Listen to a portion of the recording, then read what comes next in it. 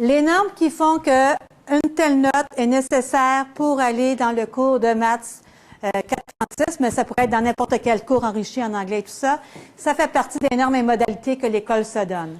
Donc, dans le paragraphe 4 de l'article 96-13, donc la même chose, le directeur assiste le conseil d'établissement et informe les parents. Quand on dit informe le conseil d'établissement, dans le fond, c'est informe les parents des normes et modalités que les enseignants et la direction ont insérées dans les normes et modalités pour le classement des élèves. Et le directeur approuve ces règles. Alors, si dans une école, par exemple, on a juste une classe de maths 436, élèves ou 34 élèves ou 36 élèves, ils vont dire ben c'est les 36 performants qui vont aller dans cette classe-là. Si une année, les 36 performants, les plus performants, ça va jusqu'à 75, on va prendre ceux de 75 et plus. Si après, c'est 80, mais ça peut être 80 et plus, tant pis pour toi, tu n'es pas tombé dans la bonne année. Donc, l'élève doit connaître ces règles-là.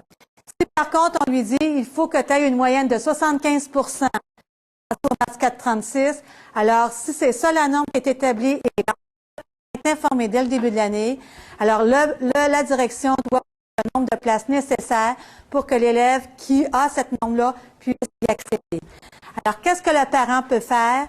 Alors, si son enfant n'a pas accès dans cette école-là à cause de la norme de l'école, il peut tout simplement inscrire son élève dans une autre école secondaire où la norme serait différente et qui pourrait l'accepter. Parce que la clientèle dans une école est différente d'une école à l'autre. Que tu viennes dans une école où les élèves sont plus faibles ou plus forts, tu as le diplôme de la même façon. Donc, peut-être que dans une école, il fallait 80 pour aller au 436, mais dans une autre école, c'était 72, l'élève à 75.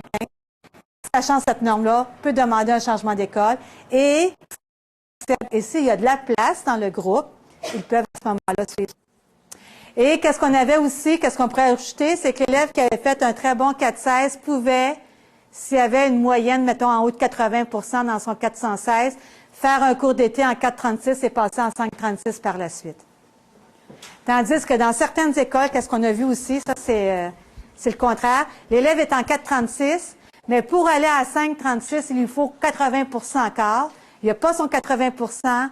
Et il n'y a pas accès au 536 malgré le fait qu'il y ait déjà son 436. Alors ça, c'est toutes les normes et modalités des écoles.